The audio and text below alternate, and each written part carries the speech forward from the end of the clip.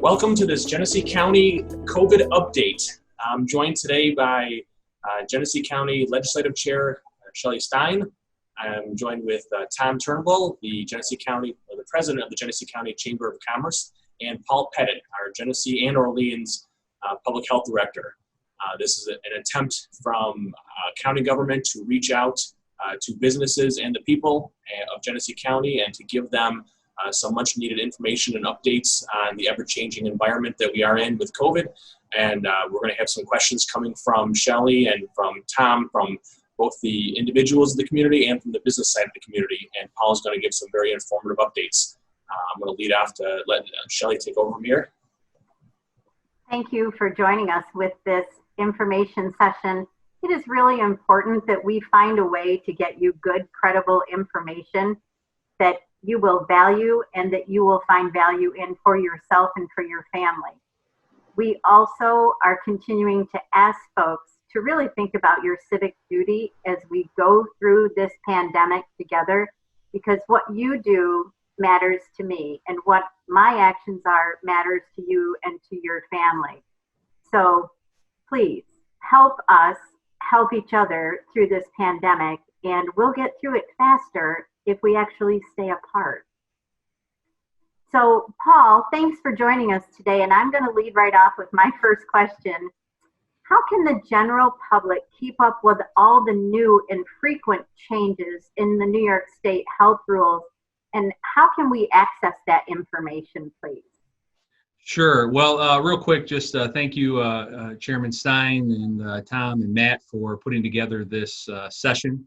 It's always a great opportunity to try to engage with the public as best we can. We don't always have the media markets in the way to push information that we would like.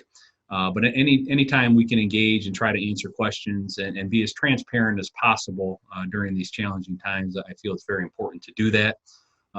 Things have been changing rapidly, right? We've kind of watched this pandemic unfold literally before our eyes. And I think things have changed significantly from when it first started in March through the original shutdowns and then through the summer, where we had a very low level of COVID activity in our communities. We had many days without positive cases, right? We kind of went through a phase where it didn't appear to be as big of a deal, right? I mean, we still had restrictions in place and we were still pushing educational messaging. But over the last couple months, particularly, we've really seen an uptick in activities, and this is really being driven by some different things I know we'll get into through our conversation here. But it's challenging. It has been challenging all along for our folks to keep up with information. We have trouble, honestly, on the health department side, keeping up with all the information. I mean, this is very fluid. It literally is changing day by day.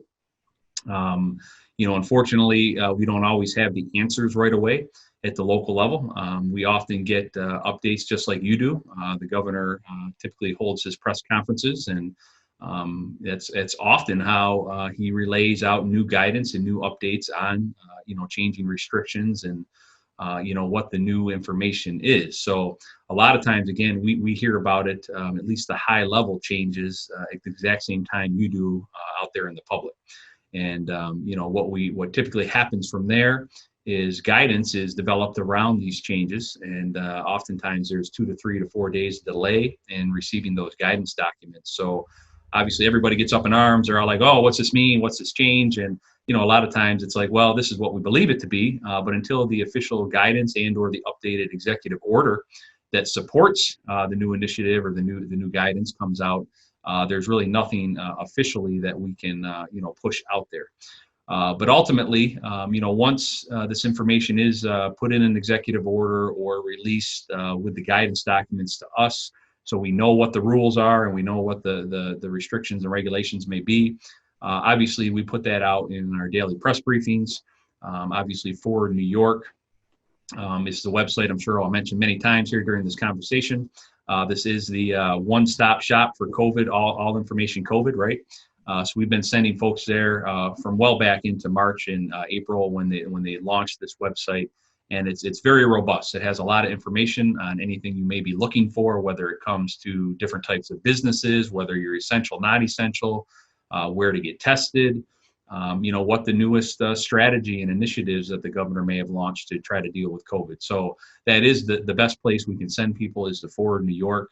Again, a wealth of information, and it's fairly intuitive to kind of meander and wander around in. But beyond that, we are happy to talk to folks. If you do have specific questions locally, you can call up the health department. One nice thing about having local health departments is we are here in your community. We live with you, we work with you, we gather and play, together, so to speak, in our community, and we're vested and want to make sure that you have all the information you need to make healthy and informed choices. So the best thing we can do, again, check Forward New York, call us up. We're happy to try to steer you in the right direction and give you the best information that we can. So Paul, you also put out the Genesee Orleans press briefing every day at 4 o'clock. Is there a place where I could actually go and subscribe to that, or is there a media outlet that automatically carries that for us? Because that has a lot of information that is very particular to the community that we live in and is a bit easier than going to the New York Forward New York website.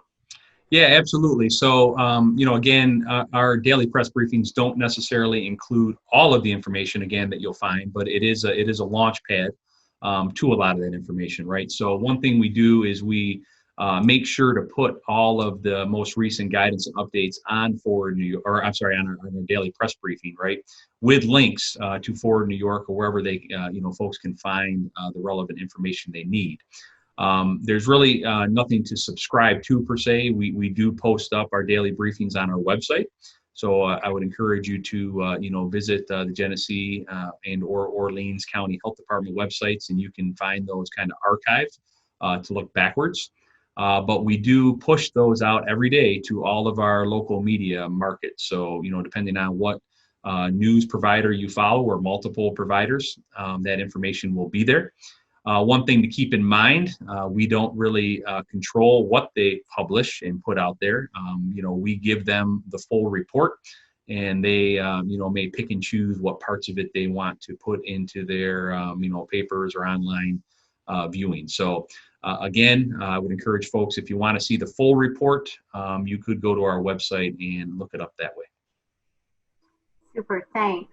So Paul, where can I go for testing? If I'm told that I need a COVID test, where do I go? Where do I start? Yeah, so great question. This is a thorn in our side that goes back to the beginning, right? And we've talked about this a lot over the different meetings and different times. And, we continue to share our struggles with local testing, especially in rural areas in New York State. We are not alone in this. This is a challenge that we have, and we've heard from many of our rural counterparts across the state. But that's not a great answer, right? People want to know, where do I go for this testing? And the best thing I can tell you is you got to be diligent. You got to sometimes seek this out. I can tell you we still don't have the adequate free testing that I believe we are entitled to. The governor from way back when this was first starting has promised additional testing capacity, that it would be available and that it would be free. Many of the regulations and guidance that he has out there now are predicated upon testing and getting negative results, whether it's to go visit a loved one in a nursing home, whether it's now to travel and avoid quarantine with some changes there. So it's very challenging when you can't access this testing or you have to travel. And as we know, transportation and availability is an issue for rural counties and many of our folks that may not have the means or the ability to travel to get to this free testing. So locally in Genesee County, the majority of our testing still remains symptomatic testing. So again, you have to have some level of a COVID symptom in order to get tested. And typically that is done at your healthcare provider. Many local private physicians are doing testing at their practices. Again, you would have to call ahead and see if that's an option for you. The other option is obviously urgent cares or the emergency rooms in our community. So those are also available in Batavia at the Jerome Center, UMMC's campus, and then Well Now Urgent Care. They both do testing. We do know that some of our pharmacies are starting to come online. I know CVS and Batavia is offering testing. But again, most of these are not rapid tests. These are the NP nasopharyngeal swabs, which have to go out for a lab analysis. So there's often a delay of a day or two or more potentially in getting those results back. If people want to access true free testing, unfortunately still at this moment, they have to travel to one of the state-sponsored sites, which again, we do not have any locally in Genesee County. You would have to travel to MCC, NCC in Niagara County, or the Sabres parking lot in downtown Buffalo. Those are the 3 locations. And again, if you want to tap into that, you have to call ahead and make an appointment. You can't just show up. But they will do asymptomatic testing. So again, if you're not symptomatic and you need a test, again, potentially go visit someone in the nursing home or for whatever screening purpose it may be, that's probably going to be your best bet at the moment, is to make an appointment and try to get out to one of those locations. So it's not free unless you go to those one of those 2 locations, which was going to be my next follow-up question. I'm often asked, if I am told that I'm in contact with a positive COVID case, I would be contacted by one of your contact tracers. So what's the real message that you would like to share on this? How am I going to find out if I'm a contact of a positive person? Yeah, I mean, that's a great question. So, when we get into the nuance of contact tracing, I guess I can't go into the details and depth of that. Matt tells us we only have about half an hour, and I can probably talk about a half an hour about this. But, the reality is it's a very detailed process. I mean, it's very thorough. We have, great public health nurses and epidemiologists and other folks that work within our health department that know their job well. They know how to do contact tracing and case investigations. And, our first and foremost effort is to obviously, respond to the positive case. And obviously when we have a positive case, we may have someone that's ill, symptomatic. So, again, this is someone that has disease, right? So they're positive. And once they're identified, that process starts with really the case investigation, trying to identify who those contacts may be. And again, for close contacts for the purposes of COVID, and it's different for different types of diseases, but for COVID, we're looking for close contact, again, by definition, which is within 6 feet for 10 minutes or more. And or addition, now we kind of use proximate contact. So again, this gets into more school-based or meetings or maybe the employment setting where, you may be around someone for a cumulative time of more than an hour in a day. That type of exposure in the same type of room, even if more than 6 feet, would constitute contact and an exposure. So ultimately, through that process, the case investigation, we talk to the person, right, that's positive, and we go backwards 48 hours in time.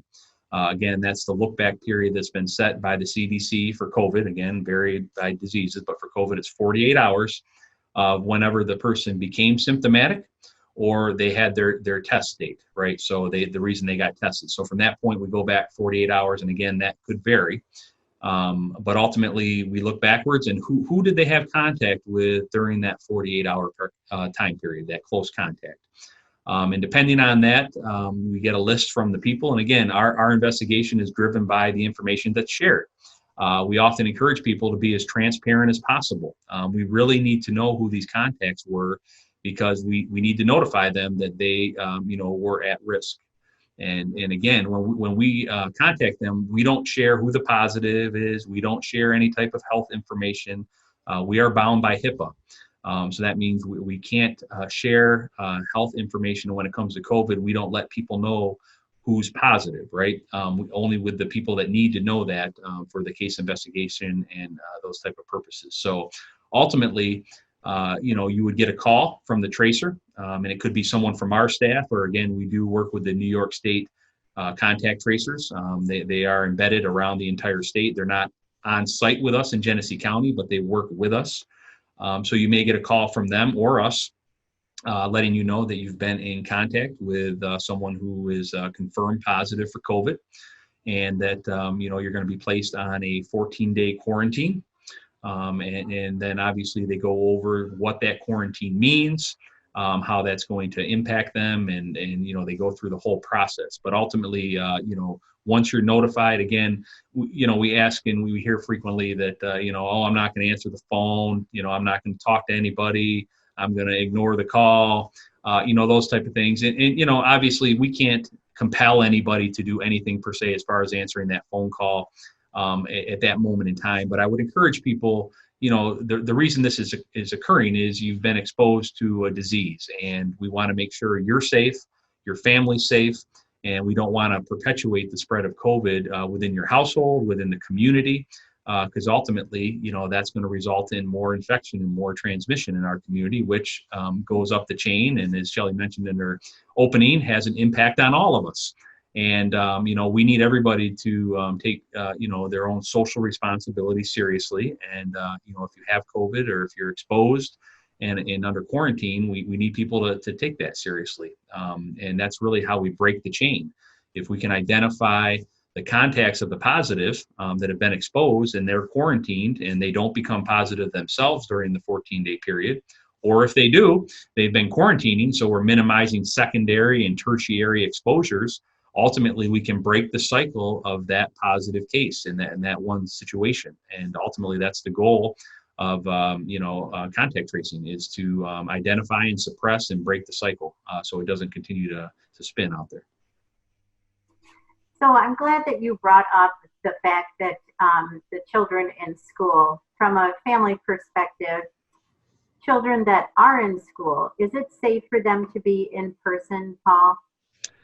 Yeah, so, schools continue to be, a hot button topic out there. I think a lot of people have opinions on whether schools should be open, in person, remote only, hybrid.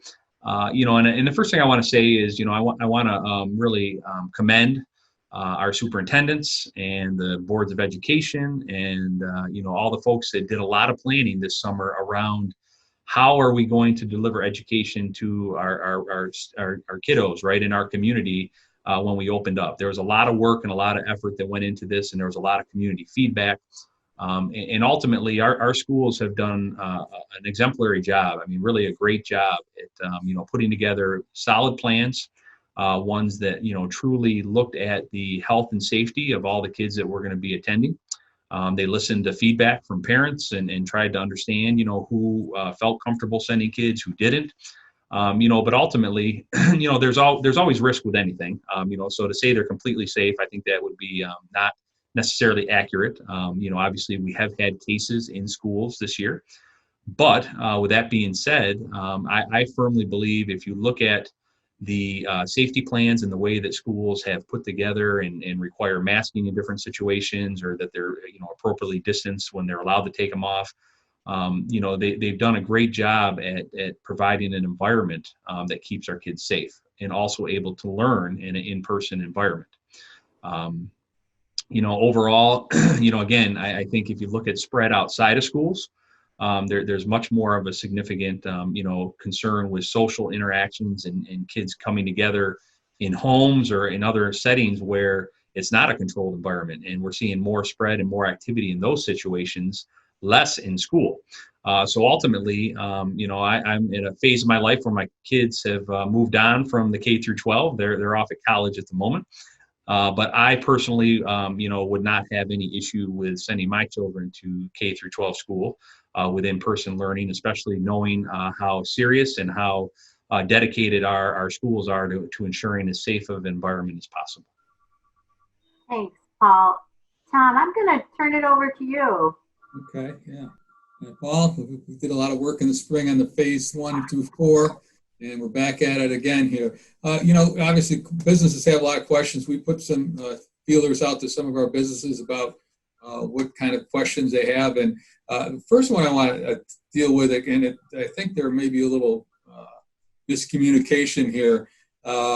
These both deal with the 10-person limit, which I believe was 10-person for a private household. But I've got one question asking, can I not have more than 10 staff in my building?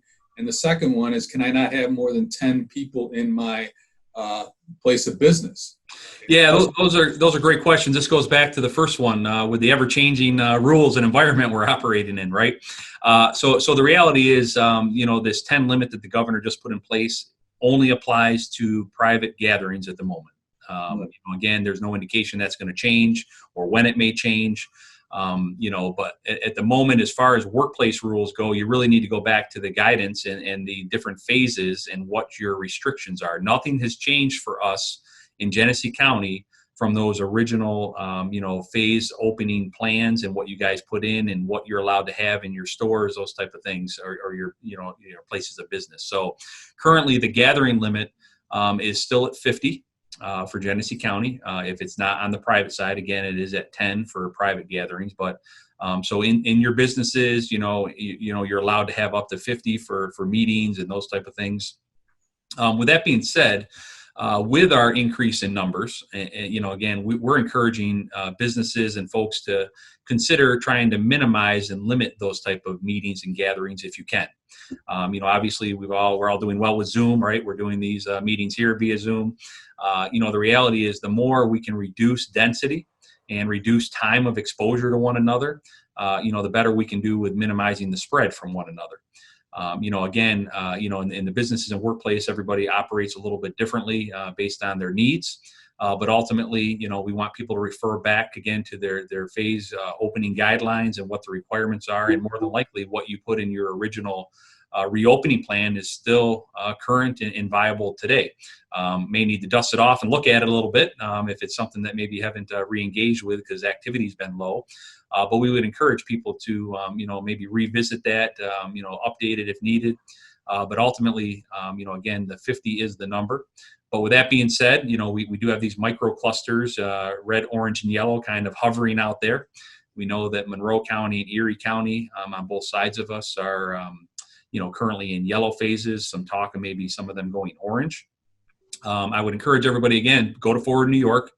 You can look up or just Google search, COVID microcluster, New York State, and you're going to get some guidelines that are going to talk about the microcluster initiative and the different restrictions that come with that.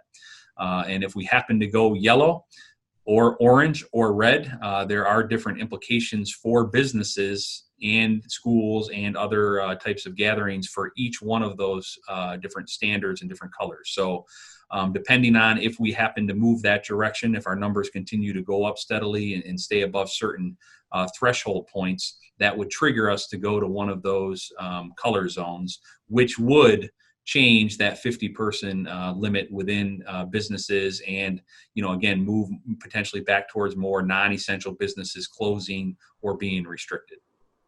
But as of now, the number is 50 still. Correct. Okay, good. Most of the other questions here have to deal with workers in the workplace here. I guess the best one here is, what is the protocol for a company if an employee is COVID positive? Yeah, so again, this varies a little bit business by business or company by company. So what you're going to hear from us is you're not going to get a call saying so-and-so is positive, right? We can't do that. As I talked about a little bit earlier, HIPAA does come into place. Come into play here when we're dealing with health information. What we hope all businesses have at this point and are following is their reopening plan and daily screenings, right? So every business should be screening your employees, when they come to work. And on that questionnaire, again, hopefully you've covered different areas, but one of them is, are you COVID positive, right? Or are you exposed, or are you on quarantine? There's different questions that may be asked. And again, we'd encourage you to, talk to your HR department or work with them if needed. But the reality is, if someone's positive, they're not going to be at the workplace because we're going to know about it. We'll get the test results and we're going to place them on isolation, right? So more than likely that employee is going to have to report, I can't come to work, I'm on isolation, right? And with that, they're going to get paperwork and all the verification that they would need to prove that they are on isolation, they have COVID, and then they can provide that to the employer on the back end, right? But again, part of our investigation will be looking at their workplace exposures. So if they happen to be working with coworkers and, spending a lot of time with them, maybe they weren't quite 6 feet apart, they weren't wearing masks when needed. We may have other, employees in the workplace that would have to be placed under quarantine. and as a result of that positive case. So ultimately, there's a few moving parts, but as a business and organization, once you find out your employee's positive, again, through more self-disclosure versus us notifying, we would encourage you to, again, make sure you're following all your protocols. That may be enhanced cleaning, that may be some disinfecting of an area, and also, trying to respond. If you happen to lose a bunch of folks, if they're on quarantine or you get subsequent positives, that may impact your ability to stay open, may impact your ability to provide certain services. So we would encourage people now to again, dust off your reopening plans, look through that, and make sure you know how you're going to respond and react for your business, for your employees, and for your consumers if you do happen to have a positive impact at your place of employment. Okay, so I have an employee calls me up and says, hey, I've tested positive, I'm staying home. What's my next move as the employer? Do I contact the county health, or where does that go from there? Yeah, so again, we're not going to be able to confirm that per se, because again, we would then be sharing that health information of that individual. Ultimately, like I said, we will be providing that individual is going to receive an isolation order, an official document from the health department that will prove that they are positive, that they're under isolation. And when you're on isolation, obviously you're not allowed to work. It's a little different for quarantine, but isolation, you're home. You cannot leave your whatever residence is put down is where you're going to be isolated for the next minimum 10 days. So ultimately that will be provided. They can provide that as proof to the employer that, look, it is legitimate. I'm not just blowing off work or don't want to come in, those type of things. You're going to have official orders from us. And again, that secondary piece with quarantine, if workers are on quarantine, again, they're going to get official documentation from us.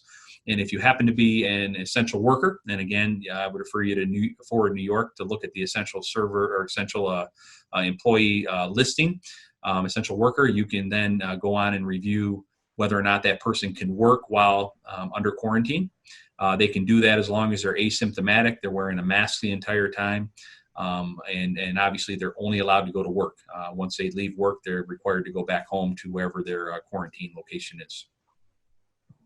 If I could add in really quick there, Tom, Paul, would you also encourage, so if the employer got a phone call from one of their employees and said, I'm positive, and the employer is wondering what to do, I guess I would encourage, because there's a delay sometimes between an employee that finds out they're positive, and if they go and they disclose this to the employer, that's nice that they did that, but I would encourage that employee to make sure that they notify the tracer of all of their contacts. I know sometimes an employee may be a little nervous and not, they don't want to give names of people potentially, but it's crucial to limit the spread further, is to encourage your employee that when you are notified or contacted by the health department or the tracer, to please think hard and offer up all of the close contacts that may be out there so that they can do their part in minimizing further spread.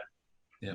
No, absolutely, Matt. That's spot on. We need our folks to be transparent and honest. And I mentioned that a little bit earlier.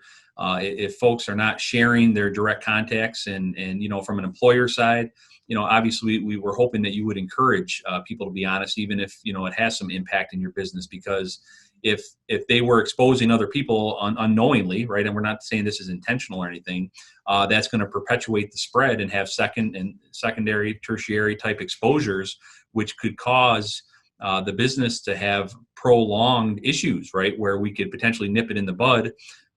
Maybe a week or two of having to deal with some, employee issues per se, but it's better than it ongoing for a month or more, because we have secondary and tertiary cases as a result of not being honest and not sharing, who those direct contacts were.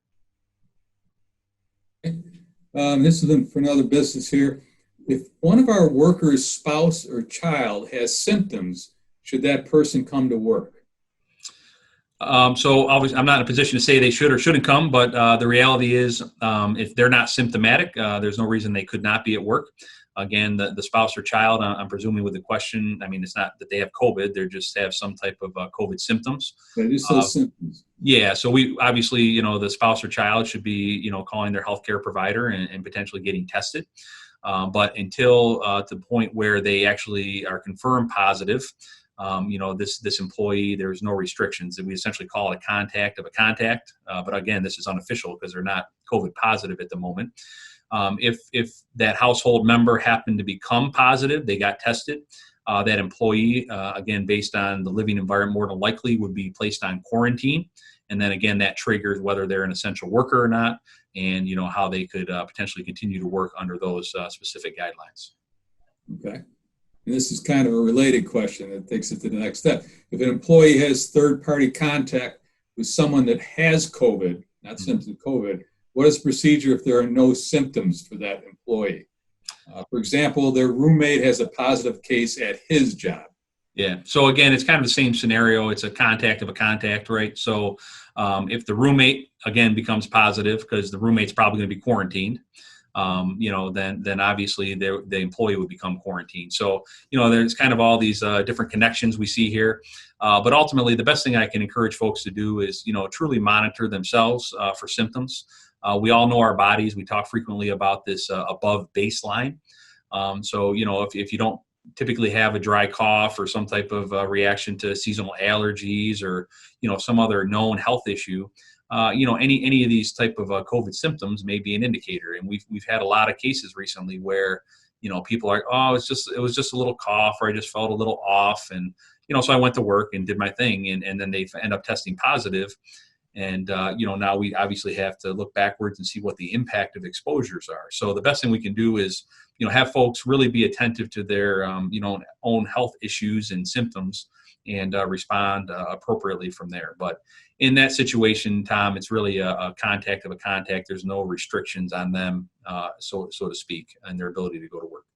Okay. And this one's more of a second party than a third party. Similar question. What is the procedure if an employee is in contact with a confirmed COVID case but has no symptoms himself? Yeah, so if they're a direct contact, again, they would be hopefully included as part of that investigation if the positive notified us that they may be a close contact. So obviously they would be put under quarantine at that point, and again, could work as an essential worker. If they're not an essential worker, then they would just be quarantined for 14 days following the last exposure to the positives. Okay. And I think I know the answer to this one because we do this at our office. Should a company keep records of customers that come into the office for tracking purposes? So the answer to this, as able, right? So, obviously, if you go back to the opening plans and things, there was a part of that of trying to keep track. And obviously, we understand if you're a bigger store or some other type of facility where it's just transient movement, that's impossible to do. But as you're able to, especially in a workplace setting where it's maybe more of an office environment or you have maybe less visitors coming in and out, a sign-in sheet is a great idea. Something that at least has a name, phone number, those type of things, where if we do identify a case, we're going to be able to look back and see, well, who was there during that time? Who did they meet with? Do we need to worry about them? It may help exclude people. Well, no, we know they just went to that department or they met with that person, so they're not someone we need to worry about. So obviously, it's very helpful to have that. We have gotten into some situations recently where if we have unknown exposure, we have to look a little more globally and put out, health alerts and just notifying that, look at, if you happen to have been in this store or this establishment during these windows of time, just to be aware, monitor for symptoms. And if you happen to have any COVID symptoms, go seek testing, contact your healthcare provider. And we do that just because there's uncertainty that there may have been someone exposed and they may not have known about it. So when we're uncertain if we can truly identify those direct contacts, we will do more of a generic public release. Okay, so that's pretty much a sample of what we've gotten from our businesses lately. So I'll turn it back over to Matt. All right, I have a ton of questions, but I'm going to limit this really quick because I really wanted to keep this to a manageable session. We're going to have more of these sessions in the future. So if the general public has anything they want to throw out our way through to either myself or to Paul or to Shelley or the business community to Tom, we'll definitely add those questions. But really quick, something that I get asked a lot is the travel guidance. If you could do a quick 30-second rundown of basically people have to do certain things now when they come from out of state. different than what it was, and there's still a 14-day, but now you have a way to opt out of it if you go through a few hoops. So, Paul, can you touch on that? 30 seconds. That's all you give me, huh, Matt? All right. So, yes, this guidance, again, as with everything, continues to evolve. The governor did provide a opt-out, quarantine opt-out, option if folks want to choose that. But basically, if you're traveling from any state now, we don't have our daily or weekly updates, right, on travel advisory states. It's basically every state in the country now. If you happen to be there for more than 24 hours, you have to register, and you have to either quarantine for 14 days or test out. So the test out option is difficult at best. We've had a lot of conversations with people who are trying to do this, and it's not easy. Essentially, the only way you can qualify for this is if you have a test within 72 hours of coming back to New York. This has presented a challenge for a lot of folks because they are in some other state. They have to find testing.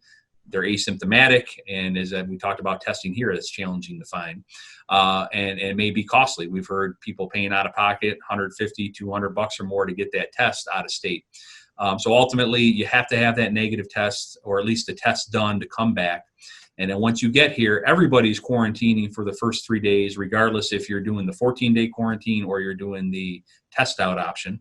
But on day 4, if you're testing out and you did the first test, you can go now get a second test here. And if that's negative and you have 2 negative tests, you can then be released from quarantine. Again, 7 days apart-ish, 2 negative tests, and you can get out of quarantine. Again, we're finding this is not necessarily an overly viable option for most people. Most are just continuing to do the full 2-week quarantine when they get back, just because of accessibility, being able to get to the tests and those type of things. So logistics is challenging. The states that are contiguous to New York, PA, New Jersey, Connecticut, Massachusetts, Vermont, travel to and from those states, although it's strongly advised that it's only for essential purposes.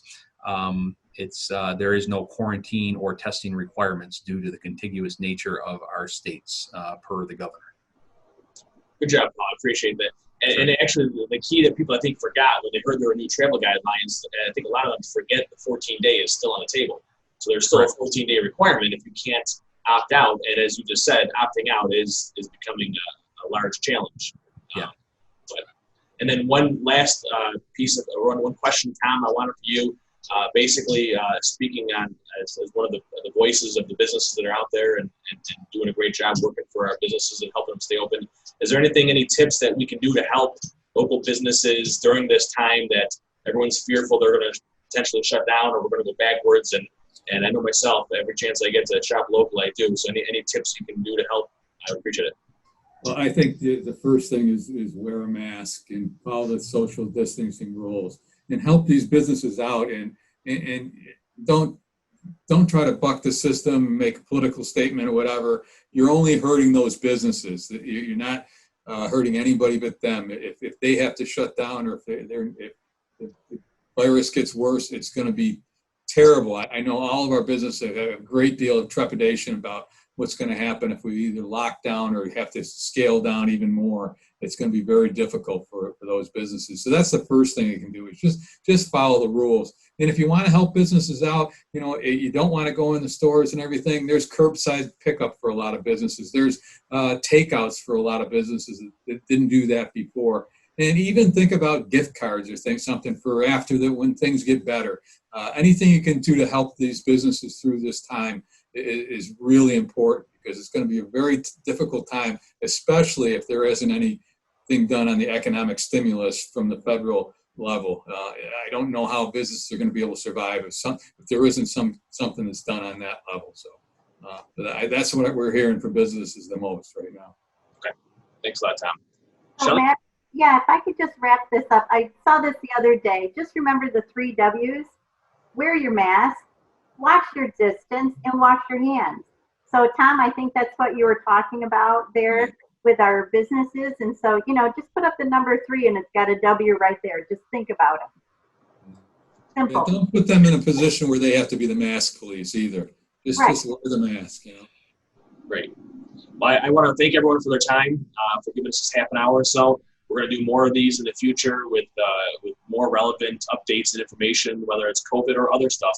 I know Tom is going to be, we're going to work with him on having a Zoom coming up real soon for the business community, where we can have a larger group of business owners. They can fire away the question of the day to Paul, and Paul, very knowledgeable, and I'm sure he'll be able to give a lot of great feedback. So I just want to thank everyone for their time, and until next time, stay safe. Take care. Thank you. Bye-bye.